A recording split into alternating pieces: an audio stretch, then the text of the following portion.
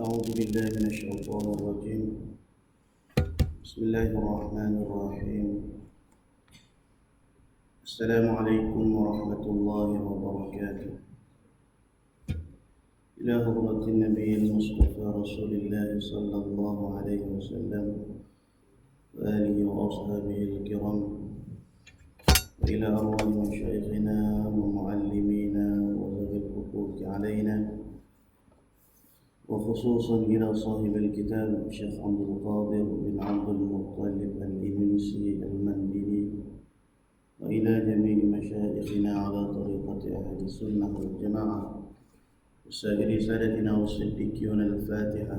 أعوذ بالله من الشيطان الرجيم. بسم الله الرحمن الرحيم. الحمد لله رب العالمين الرحمن الرحيم مالك يوم الدين، إياك نعبد وإياك نستعين، اهدنا الصراط المستقيم صراط الذين أنعمت عليهم غير المغضوب عليهم ولا الضالين، آمين.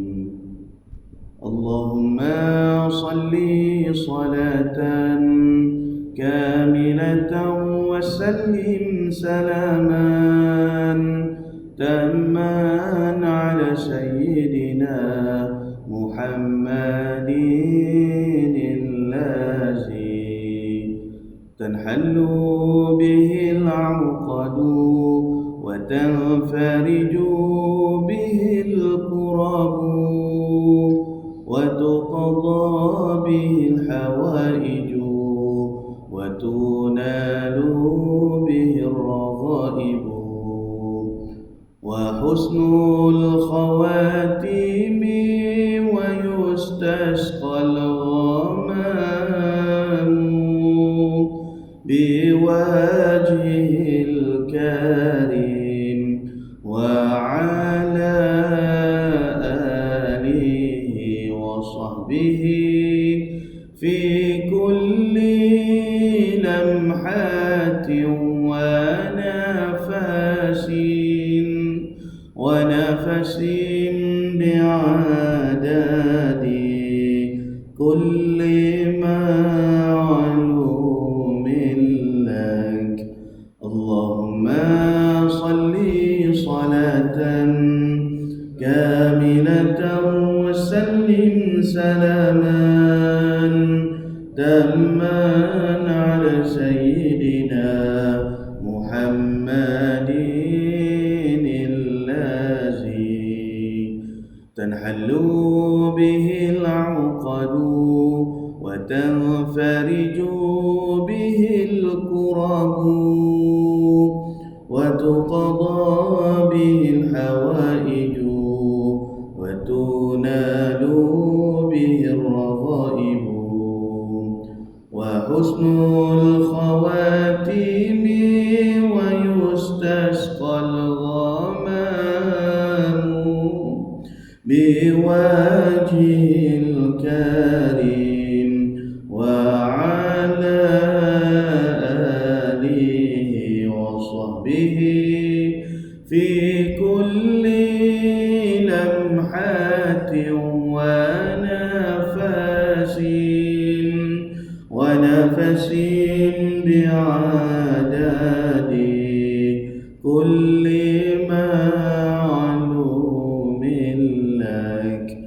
اللهم صل صلاة كاملة وسلم سلاما تاما على سيدنا محمد الذي تنحل به العقد وتنفرج به الكرب وتقضى به الحوائج وتنال به الرغائب، وحسن الخواتيم ويستسقى الغمام بوجهه وجهه الكريم وعلى آله وصحبه في كل لمحة ونفس بعدد كل معلوم لك. الحمد لله رب العالمين، والصلاة والسلام على أشرف الأنبياء والمرسلين وعلى آله وصحبه أجمعين. سبحانك لا علم لنا إلا ما علمتنا إنك أنت العليم الحكيم، ولا حول ولا قوة إلا بالله العلي العظيم. رب اشرح لي صدري ويسر لي أمري واحلل عقدة من لساني يفقه قولي، وسدد لساني واهد قلبي بحق سيدنا وجدنا رسول الله صلى الله عليه وسلم. يا أيها الذين آمنوا اصبروا وصابروا ورابطوا واتقوا الله لعلكم تفلحون. اللهم أرنا الحق حقا وارزقنا اتباعه. Ya Allah, ya Tuhan kami, tunjukkanlah kepada kami yang benar itu sebenar-benarnya, dan jadikanlah kami di kalangan orang yang mengikuti akan kebenaran. Wa arinal batila batilan warzuqna ijtinabah. Ya Allah, tunjukkanlah kepada kami yang batil, yang sesat itu sebenar-benarnya sesat, dan jauhkanlah kami daripada mengikuti akan kebatilan dan kesesatan. Rabbana iftah bainana wa baina qaumina bil haqq wa anta khairul fatihin. Ilahi anta maqsudi wa ridhaka matlubi. أعطني محبتك ومعرفتك يا الله. نويت الاعتكاف في هذا المسجد سنة لله تعالى. نويت التعلم والتعليم والتذكر والتذكير والنفع والانتفاع والإفادة والاستفادة والحث على التمسك بكتاب الله وسنة رسول الله والدعاء إلى الهدى والدلالة على الخير ابتغاء وجه الله ومرضاته وثوابه وقربه سبحانه وتعالى. Para hadirin sidang jemaah, muslimin, muslimat, hadirin wal hadirat, ayahanda, bonda, adik kakak yang dirahmati lagi diberkati oleh Allah Ta'ala sekalian. Alhamdulillah, bersyukur kita kepada Allah kerana kita masih diberi peluang, kita masih diberikan kekuatan, kita masih dipilih oleh Allah, kita masih lagi digerakkan hati untuk berada di masjid ini bagi mengikuti pengajian kitab kita. Kita sambung pengajian kitab kita Penawar Bagi Hati Syifa'ul Qulub yang telah dihimpunkan oleh Syekh Abdul Qadir bin Abdul Muttalib Al-Indonesi Al-Mandili Khuwaidim Talabatul Ilm Syarif Fil Haramil Makki. Qala al-muallif rahimahullahu ta'ala wa nafa'ana bi'ulumihi fi daraini amin ya rabbal alamin. Berkata pengarang kitab kita Syekh Abdul Qadir bin Abdul Muttalib, dan adalah ia sebab membanyakkan ibadat dan sebab bagi mensedikitkan dunia dan angan-angan. Kerana sabda Rasulullah sallallahu alaihi wasallam, aksiru zikra hazimil ladzati fa innahu la yakunu fi kasirin illa qallala wala fi qalilin wala fi qalilin illa ajzala. Hadis rawahul Baihaqi daripada Abdullah bin Umar radhiyallahu anhu. Baik. Jadi kita sambung pengajian kita. Masuklah kita dalam perbahasan yang terakhir, iaitulah bab yang ke-10 ataupun sifat yang ke-10, ahwal mahmudah yang ke-10 daripada sekalian ahwal-ahwal, kelakuan-kelakuan yang terpuji Iaitulah pada membicarakan, mengingati akan kematian. Ingat akan maut, ingat akan mati, zikrul maut. Jadi mati ni dipanggil apa? Suatu perpisahan di antara kita dengan dunia. Nah, kiamat yang kecil bagi setiap hamba, setiap manusia, kiamat yang kecil bagi dia adalah kematian. Maka berpindahlah alam dunia ataupun alam musyahadah ini kepada alam barzakh, kita panggil. Nah, fitnah yang seterusnya ataupun kita kata ujian yang seterusnya bagi setiap insan, setiap manusia di alam barzakh. Jadi alam barzakh ini bukanlah suatu alam yang kita rasa indah seperti yang kita bayangkan, tidak. Dan pakai di sana banyak juga fitnah-fitnah, seksaan-seksaan yang Allah Ta'ala telah berikan amaran kepada kita supaya kita bersiap sedia. Jadi nak mati pun kena ada persiapan, nak mati pun kena ada persediaan. Tak boleh rasa nak mati. Setengah orang bila dia dah berputus asa dengan kehidupan, dia kata lebih baik aku mati. Jadi dia nak melepaskan beban di dunia ni, dia serabut dengan urusan dunia dia serabut, dia putus asa dengan setiap cita-cita dan harapan dia tak dapat. Dia memilih untuk mati. Jadi dia sangka bila mati itu hilanglah segala permasalahan jiwa dia, segala masalah-masalah dia hadapi di dunia ni. Sebaliknya tidak begitu.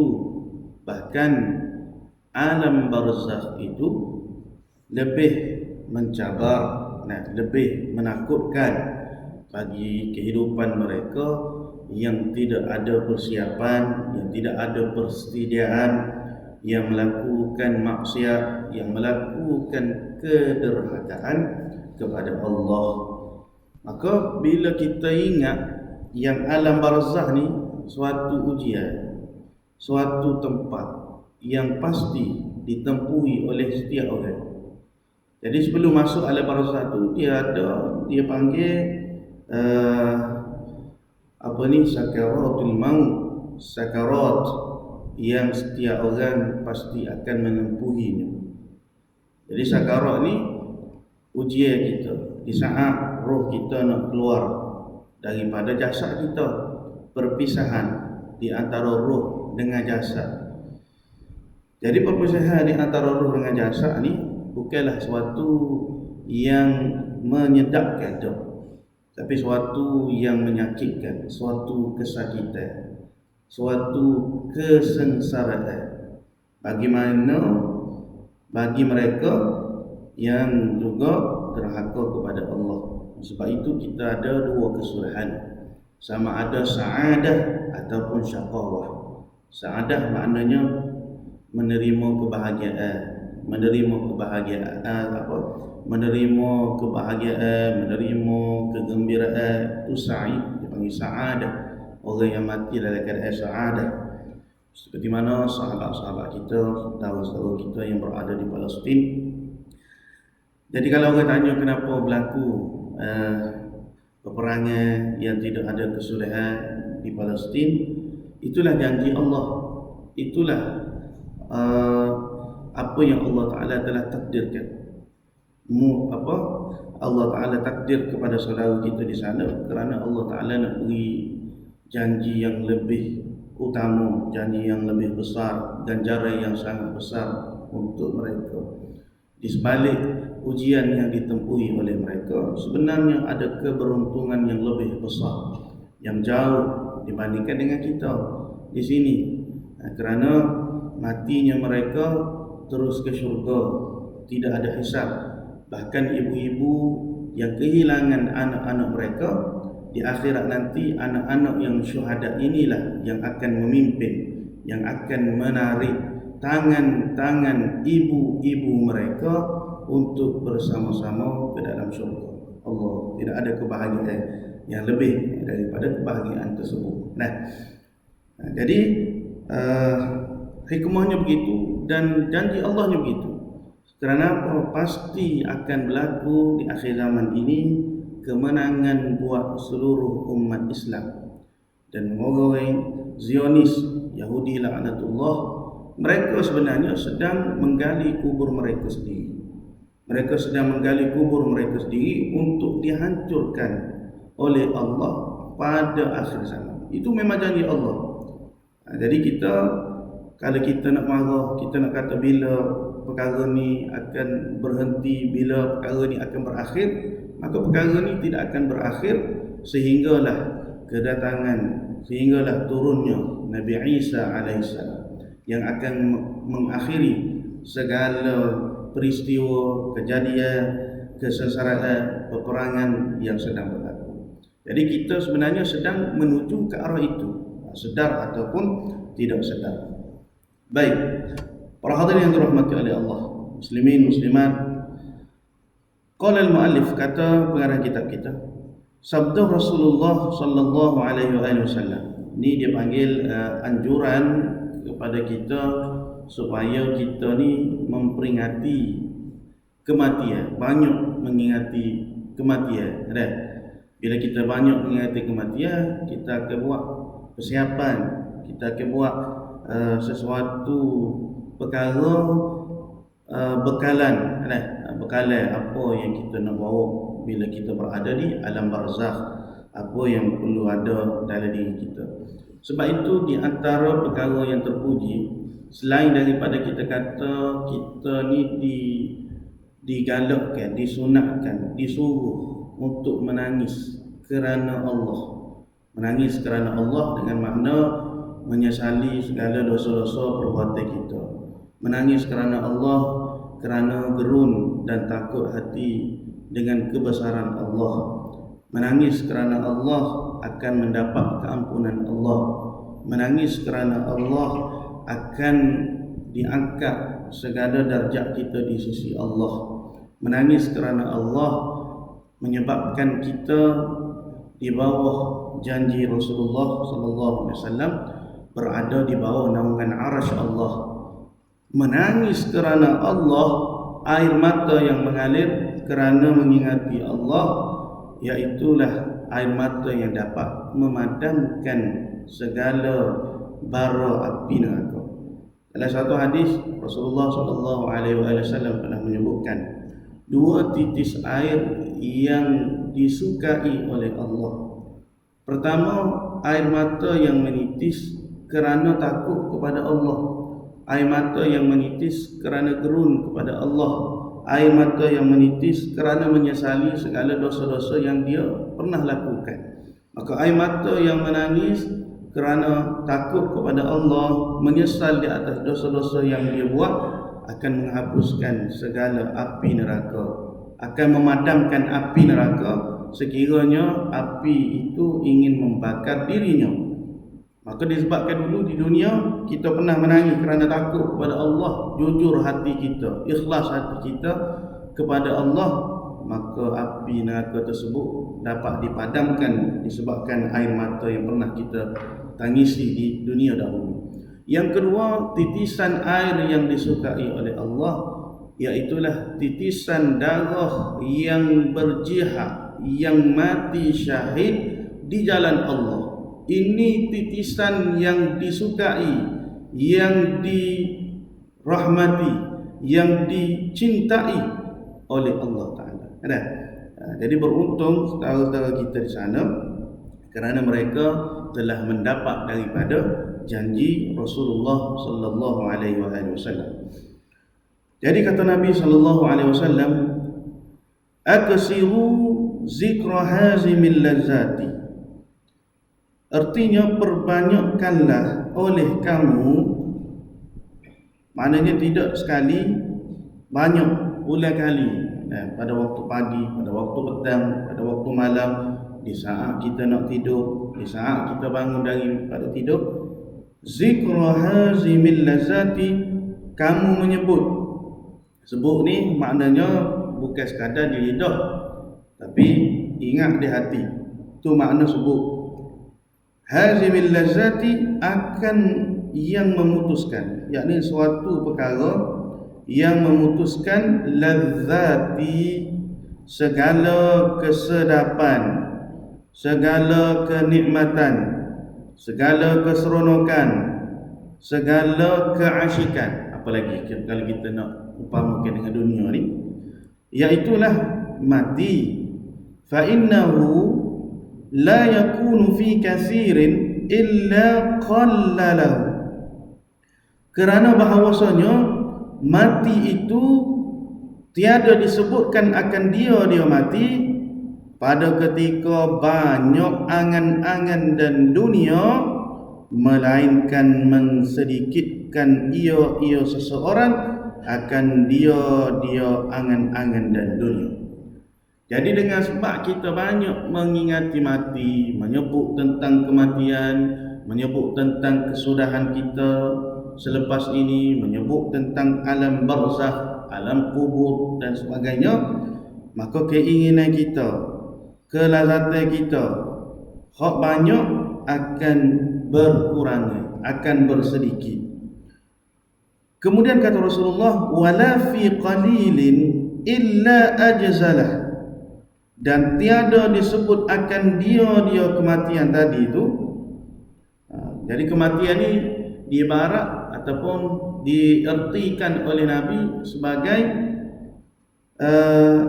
hazimil lazzat, pemutus kepada segala kesedapan, pemotong kepada segala kenikmatan mati. Jadi kita tak payah kata mati, sakit pun dah butuh dah nikmat kehidupan kita ni. Kita demam, wak marilah air sedap mana, makanan lazat setara mana pun tak rasa gapo, rasa tawar hidung, berai hidung. Nah, berai hidung, sombak hidung, cium makanan, tak bang gapo. Orang tu kata sedap bang, ambo tak ada rasa gapo. Hak tu kita kata nisbah sakit, nisbah demam, nisbah tak sedap hidung dan sebagainya. Dah memutuskan dah memotong dah segala kesedapan kita tentang nikmat-nikmat dunia. Apatah lagi kalau mati. Oh, mati ni memang tak ada sungguh dah lah. Hak orang duduk gila, hak orang duduk duduk berebut-rebut, hak orang duduk nok sangat tu, bila mari mati tak ada. Bila mari kematian habis, terputus habis. Kenikmatan, kelazatan, kesedapan yang diinginkan, yang dikejar-kejar oleh setiap manusia. Maka kata Rasulullah, bila kita banyak mengingati akan kematian ini, tiada disebut akan dia akan kematian pada ketika sedikit amal ibadah.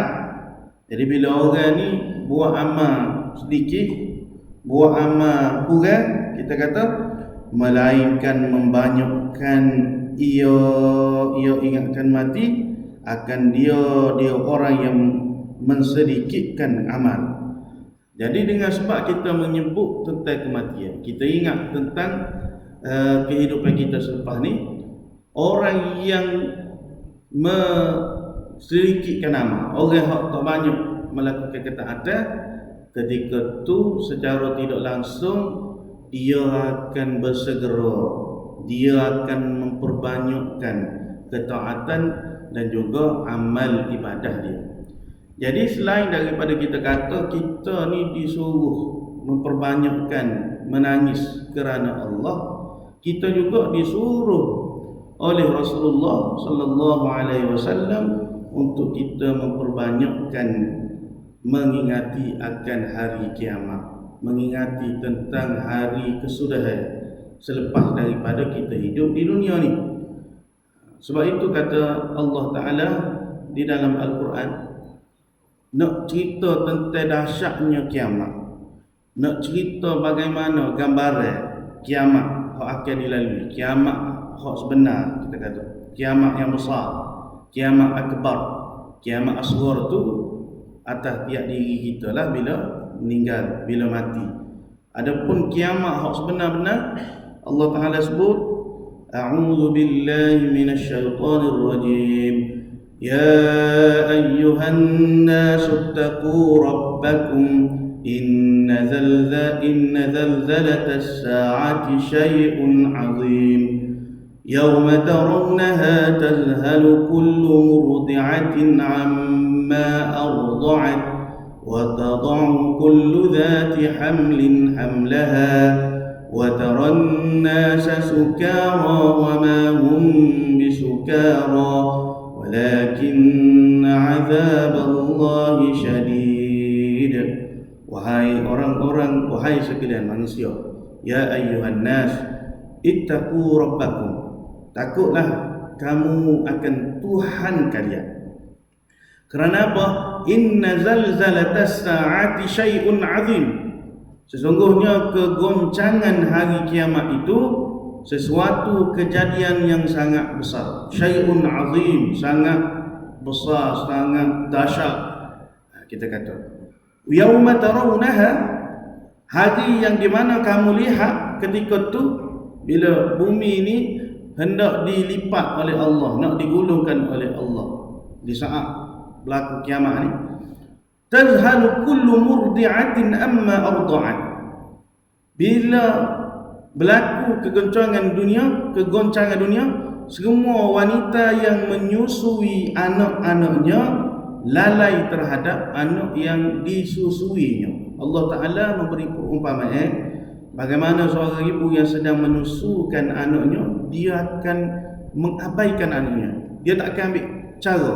Sebab apa? Dahsyatnya hari kiamat. Sedangkan seorang ibu yang sedang menyusukan anak dia, maka dia tidak akan sekali-kali meninggalkan anaknya. Dia akan memelihara, menjaga, mendakap dan sebagainya. Kemudian apalagi Allah Ta'ala sebut yauma tarawnaha tazhalu kullu murdi'atin amma arda'at wa tad'u kullu zatin hamlaha wa taran nasa sukara wa ma hum bisukara walakinna 'azaballahi syadid. Dan semua wanita yang sedang hamil, yang mengandungkan anak-anak mereka akan keguguran kerana dahsyatnya kegoncangan hari kiamat tersebut. Dan kamu melihat manusia pada ketika itu dalam keadaan yang mabuk. Lagu mana orang yang mabuk? Dia jalan tak tu ke hulu ke hilir, huyung hayat, kanan kiri. Maknanya tak betul, seolah-olah macam orang mabuk.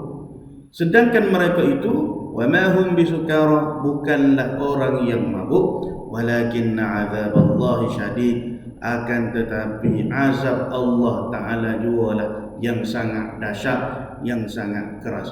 Ini bagaimana Allah Ta'ala menceritakan tentang dahsyatnya hari kiamat, hari yang bakal dilalui oleh kita. Jadi mengingati akan kematian itu sebenarnya bukan sahaja kita fikir soal kita mati, soal kita berada di alam barzakh, akan tetapi soal bagaimana kita menghadapi kehidupan selepas daripada kematian, kehidupan akhirat yang sebenarnya, kehidupan kiamat dunia ini. Bahkan dalam ayat yang lain kata Allah menceritakan dahsyatnya hari kiamat, dahsyatnya kebangkitan kita di akhirat nanti.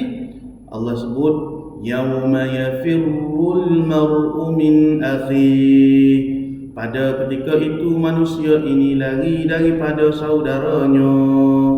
Jadi orang kita, saudara kita di dunia, kita rapat, kita dekat, kita sentiasa bersama dengan mereka. Tetapi di akhirat nanti bila kita dibangkitkan oleh Allah, maka kita akan menjauhi. Kerana apa? Kerana masing-masing bimbang dengan diri masing-masing. Wa ummihi wa abi, dan dari ibu dan bapa mereka. Wa sahibatihi wa bani, dan dari isteri dan anak-anaknya.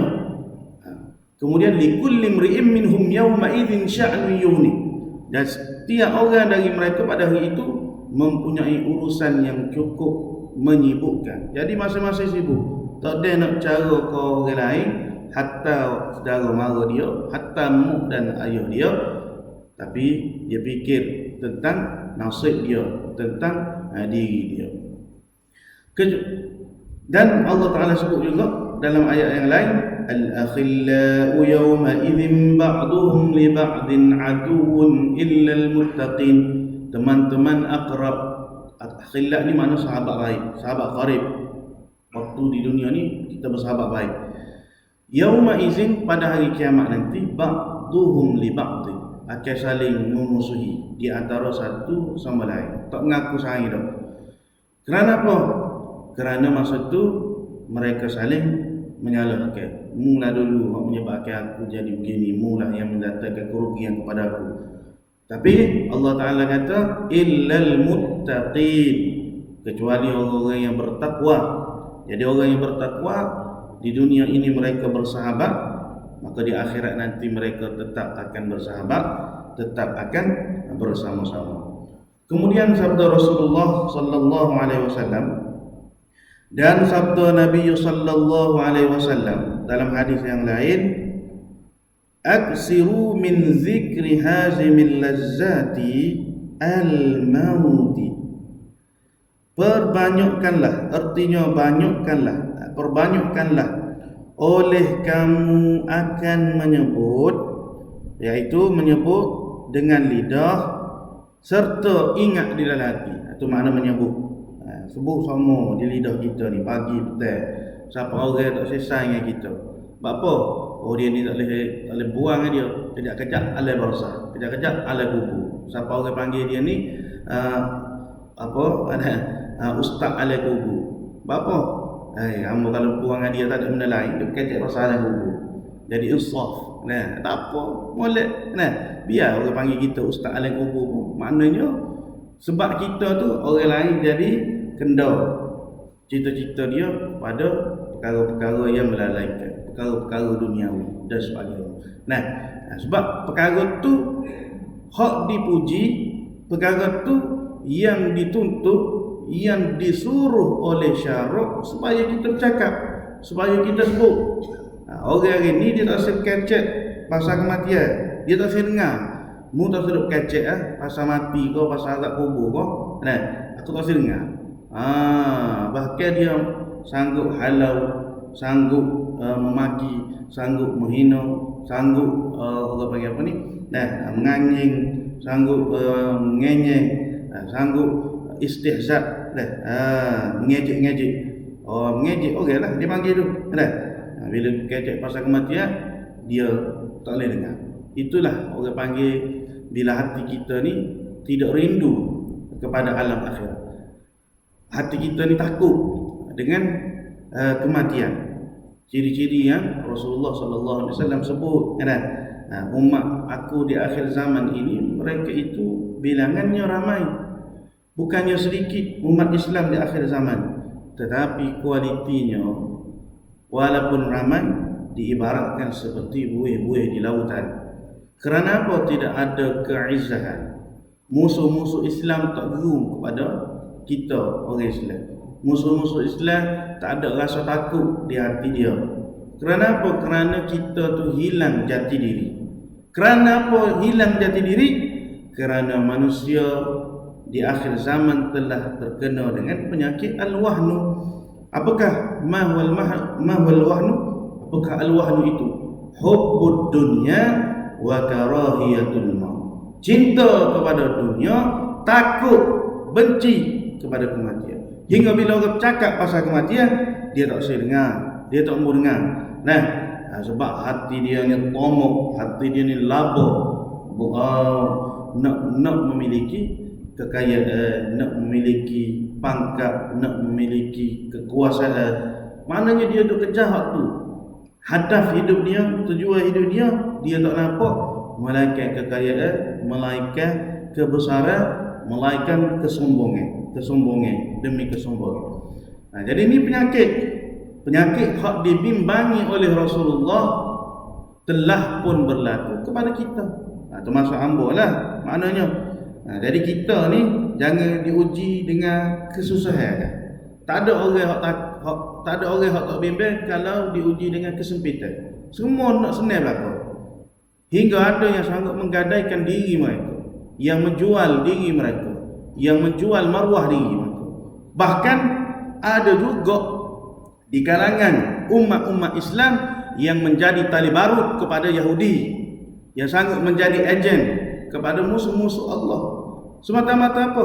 Nak kejar kepada kenikmatan duniawi yang hanya sementara sifat.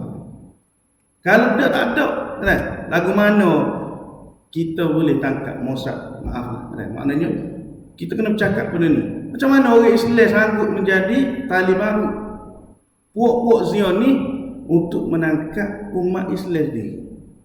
Sebab ni penyakit. Nampak kepada dunia, nak kesenangan yang sementara sifatnya. Bukan itu sahajalah. Bahkan banyak lagi benda-benda yang berlaku pada hari ini.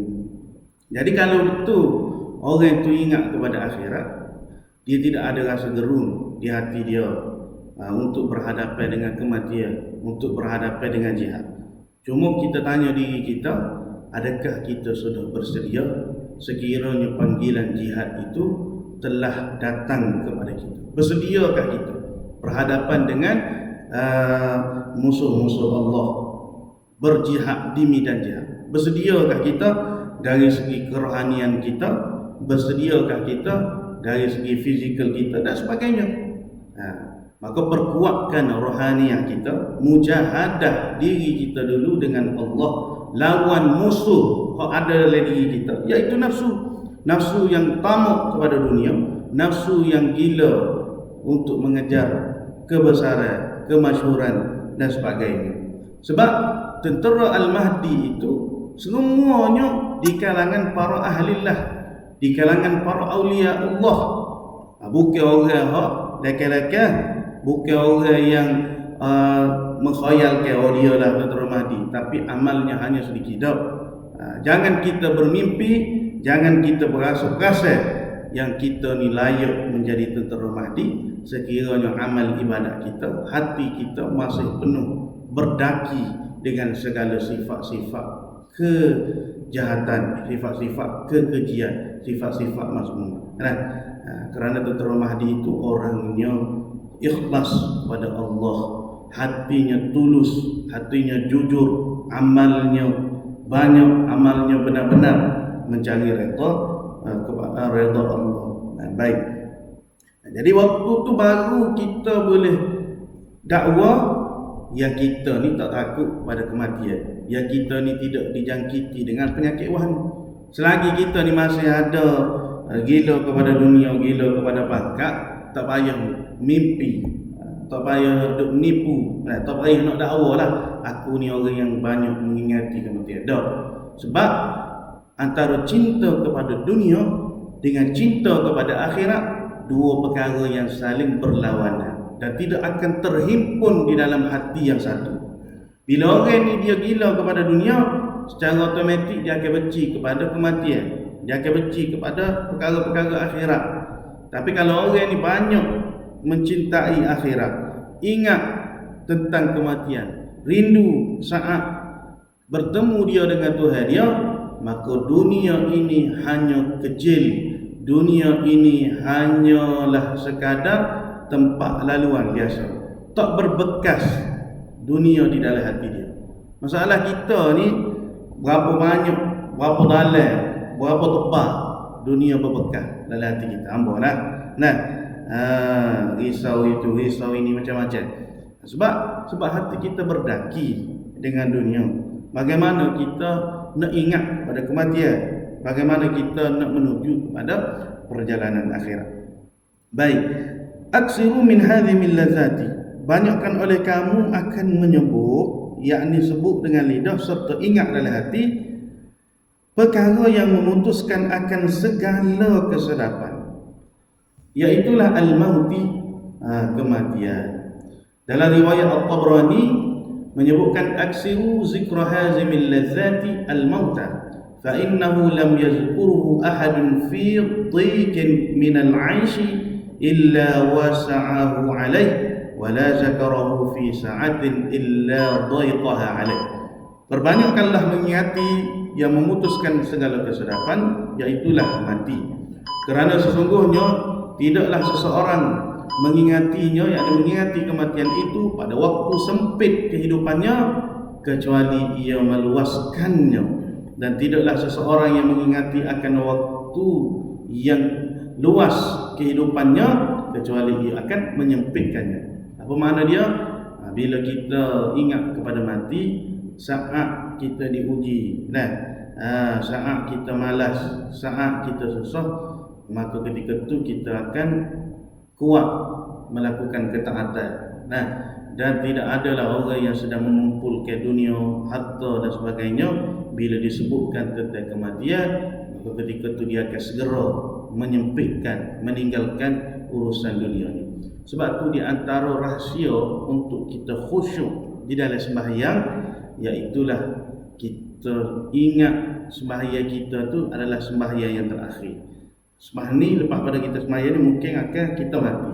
Mana memperbanyakkan kematian sebenarnya rahsia untuk kita khusyuk dalam sembahyang. Seperti mana kata Rasulullah sallallahu alaihi wasallam, ingatlah kematian dalam solatmu, kerana jika seseorang mengingati mati di dalam sembahyangnya, di dalam solatnya, maka dia akan memperelokkan solatnya, memperelokkan segala rukun-rukun.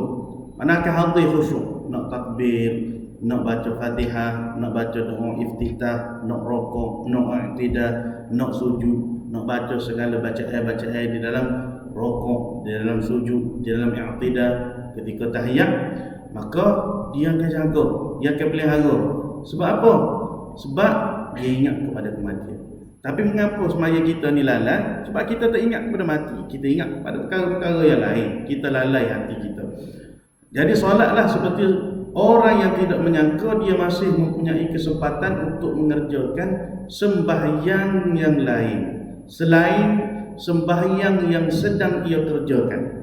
Berhati-hatilah dengan perkara yang kelak kamu meminta keuzuran, yakni kerana tidak dapat memenuhi akan perkara tersebut. Hadis yang disebutkan dalam hadis riwayat Ad-Dailami dalam Musnadul Firdaus. Hadis ini dinilai sebagai hasan oleh Al-Imam Al-Hafiz Ibn Hajar Al-Asqalani. Jadi rahsia kepada khusyuk nak sembahyang ni, rahsia nak khusyuk dalam sembahyang, iaitulah kita memperbanyakkan mengingati mati. Jadi bila kita ingat yang kita ni akan mati lepas ni, sembahyang yang terakhir, sembahyang ni lah akan dibawa bertemu dengan Allah, maka ketika itu kita akan memperelokkan segala rukun-rukun, segala perbuatan-perbuatan kita dan juga perkataan-perkataan kita di dalam sembahyang kita. Kemudian kata pengarang kitab kita kemudian kata pengarang kitab kita ditanya akan Rasulullah sallallahu alaihi wasallam, ayyul mu'minina akyasu? Qala aksaruhum lil mauti zikran wa ahsanuhum lima ba'dahu isti'dadan ulaikal akyasu. Wallahu ta'ala a'lam wa ilmuhu atam. Jadi setakat ni dalam untuk malam ni, mudah-mudahan kita mengambil pengajaran dan manfaat daripada apa yang disampaikan oleh pengarang kitab kita. Yu'til hikmata man yasha wa man yu'tal hikmata faqad utiya khairan katsira wa ma yadhakkaru